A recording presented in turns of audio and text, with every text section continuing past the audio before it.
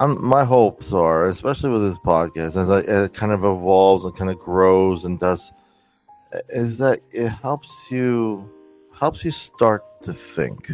Well, is it working? And one of the most classic things I do to myself is something that keeps reoccurring. I go every single. Trying to find a way to make it work. But at the end of the day, I ask myself the tough question, uh, and I look at myself in the mirror and I ask myself, it hasn't worked. So even though I might slightly make a change to the left, slightly, I would still say it hasn't worked. So sometimes if you step back, at least from my experience, there may be a third option that you're not considering. Well, let me see if I can fit this in real quick. I was in Chicago during the week when Ron Santo was inducted into the Baseball Hall of Fame. Turned out he had type 1 diabetes back in the 1960s. But he kept it a secret because he was afraid the Cubs would fire him if they found out. So just to back up a little bit, I got to talk about low blood sugar. We all know high blood sugars are what cause long-term damage, but low blood sugars can happen to people who take insulin or take certain type 2 medications. When there isn't enough glucose in the blood, the brain starts to malfunction because the brain takes glucose directly out of the blood. Well, Santo's in a game, last of the ninth, Cubs are down by 2, there's 2 outs, and Santo's in the on-deck circle, and he feels the symptoms of low blood sugar coming on. Now, if that gets low enough, your eyesight gets bad, you can see double or triple. If it gets low enough, you can pass out. Luckily, it's easy to fix. All you have to do is eat something sugary, and when the blood sugar level gets back up, you're okay. But Santo's in the on-deck circle, so he can't go back to the dugout and tell the manager he needs a candy bar. So he's in there, and he's just praying that the guy at the plate will make it out to retire at the side. Well, the guy walked instead, so now his bases loaded. 2 down, 2 outs, last of the ninth. Santo walks up to the plate. Robert, he said he looked up and he saw everything in triple. There were 3 pitchers, 3 scoreboards, 30-some-odd people standing out in the field. And when the pitcher threw the ball, it looked like it had a slinky attached to the back of it. So he took a cut at it, connected, and put it out of the park for a walk-off grand slam home run. He made it around the bases and got back to the dugout in time to eat his candy bar. Now, the walk-off grand slam home run, that's a great story. But the real story is what was going on in Santo's head when he was running around those bases. He could have passed out in front of 20,000 fans, and then his secret would have been out. So that's an amazing story. When I got back home and started telling it, I realized, number one, that people don't understand diabetes well at all. What I tell people is that we know how to treat diabetes. That's why I'm here 43 years later. We know how to treat it. Yeah. But the problem isn't medical. It's social. Yeah. We have to have people on the street in our communities understand what's going on and be encouraging to diabetics rather than critical. I was thinking about this African proverb. It says, if you want to go fast, and I feel a lot of society wants to go fast, you could go fast alone. If you want to go far, go together. I think if we have this coalescence that we're thinking together, we're treating each other better, whatever disease or ailments you have. And now today we're talking about diabetes. Be kind. Honestly, it is disrespectful to just judge someone because they're having a problem, an illness that you don't understand. Right. So have the common decency that, if you were struggling with a disease, how would you want to feel? How would you want to be supported? I extend it to the communities, be it church communities, religious communities of all sorts, whatever community you're in. I encourage you to be kinder to those who are struggling. Don't make it out to be a value thing of their own personal, who they are. They are not the disease or not diabetes. I say this too a lot of times with mental health, so it does kind of parallel. You are not depression. You are not whatever they say. You're a person who is having a rough patch. Let's try to work through it. The thing is that we know consciously that we have to just do something to make our life better. Whatever it is, what aspect of life that we want to improve. And sometimes there's repetitive patterns for us that we have to pay attention. Something is repeating itself. It might be our relationship problems. It might be our health or the income that we have, or we have to do something about some things that are repeating themselves. Those are the messages.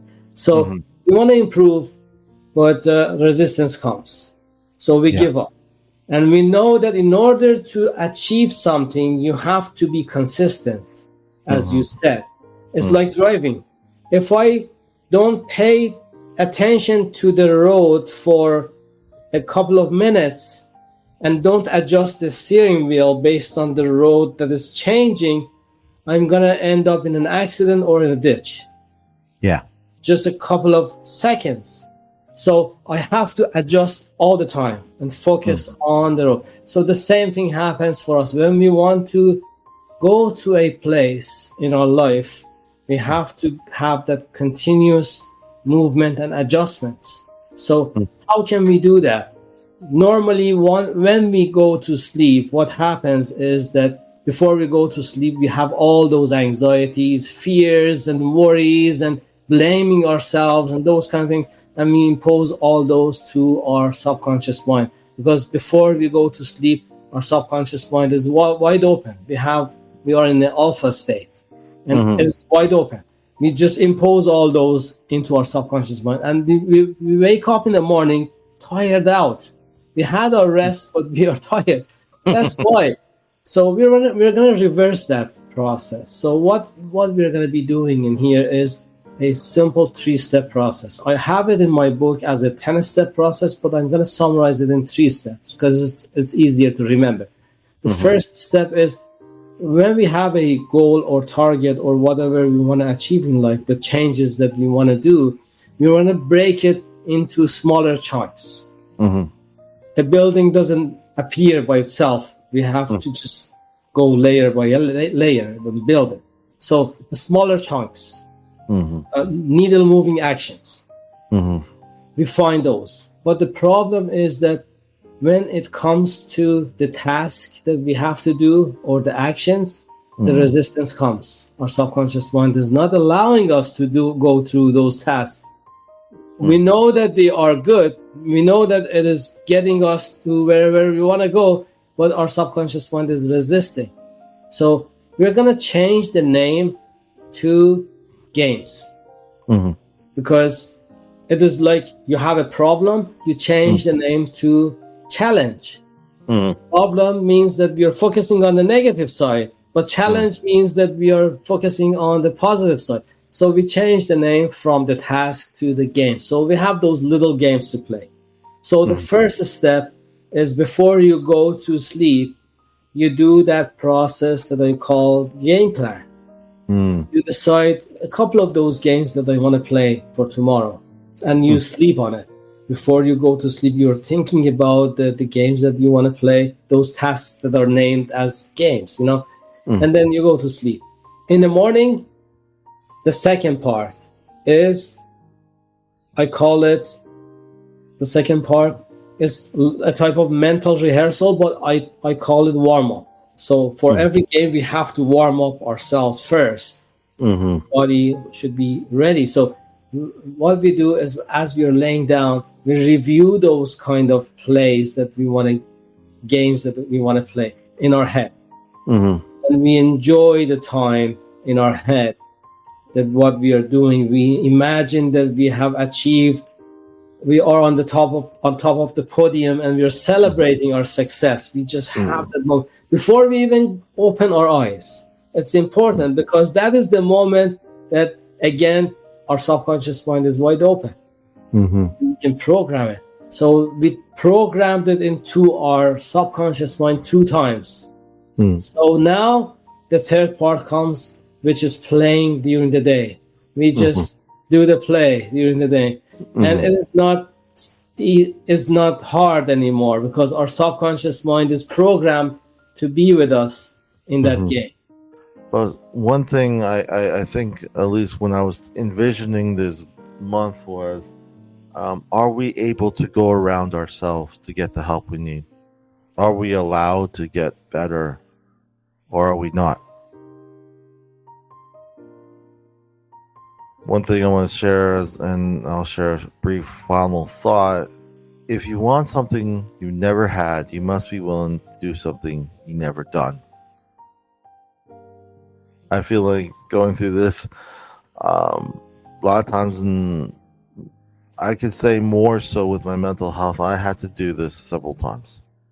Those people who are struggling with mental health issues may have the same experience. I'll share. When you first experience mental health issues, a lot of times you want to be understood, and I understood. I wanted to share it, and I wanted to tell my close family. Unfortunately, during the time, I wasn't doing so well, and it became more cumbersome for me to tell them. Not only for them, but also for myself. I felt like no one was gonna understand. And it didn't matter the age group. It didn't matter if they were my friends. It didn't matter if they were my close family. And I began to realize one thing, that it wasn't helping. But from one thing, for a long time, I thought this was the thing that was going to make me feel better. And it was focused on how others saw me. But when I realized that it wasn't, when I realized that wasn't helping at all, it may come from good intentions, but at the end of the day, I was a young man that was scared about having a mental illness, and I didn't know how to navigate it. I did not know. And for me, I felt that if other people know, they may help me. But at the end of the day, the decision comes to me. How do I find healing? And, it started by doing things I never had before. And part of that was not share so much. Not share, but not rely on others' understanding. But accept it and move forward and find other ways that I can heal. And that journey was complex, to say the least. But I find that, like this quote, if you want something you never had, you must be willing to do something you never done. And that put me in an area where I didn't like doing support groups, like facilitating. And then when I first got out of the military and all that, I felt very bitter. And when later on, when this self-discovery, I began to realize that the thing I was trying to avoid was something I really love to do. And it really prompted me to where I am today. And sometimes, like, this quote really is, as much as it's very self-explanatory, it really means a lot to me.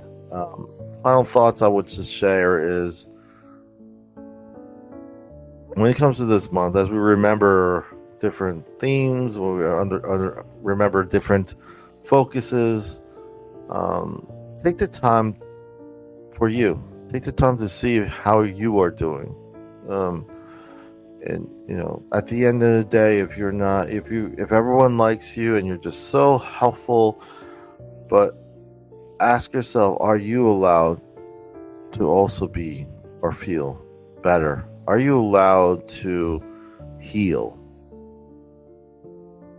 And I'm hoping that as you go through finding your healing wherever you're at in the world, wherever you're at in your life or seasons of life, that you start to say yes more often to that question.